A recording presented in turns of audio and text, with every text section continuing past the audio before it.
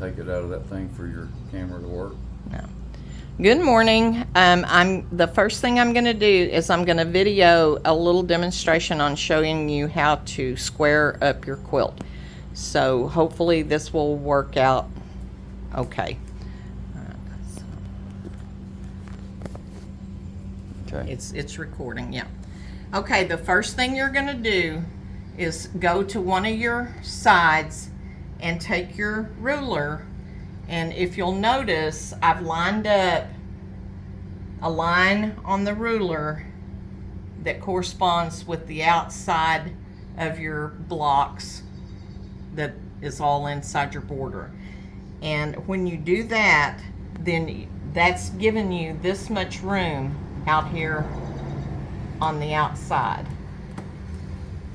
And you probably are not going to be able to see this, but that's okay, because what I do is when I get it all lined up like that, I just take my rotary cutter and run it down the outside of my ruler, and then I move it up and put that same line on that same place on your quilt.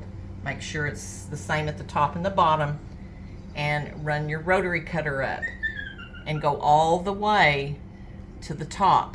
And what's going to happen is when you get up here, you're going to notice that you don't have as much out here on the outside as you do on the inside. That's why I always allow a little bit more when I first start, because things get skewed. So you're going to go all the way to the top with that line and then cut all of that off. And then you're going to move around to the short side, and you're going to do the same thing. And it probably won't be the same mark on your ruler. And it just depends on how much batting that you want to have left to fill up your binding. That's never important to me. And so I just try and get like, maybe a good ½ inch on my cut line here, so that, because once you get it squared up, you can always go in and trim it down smaller to fit your needs.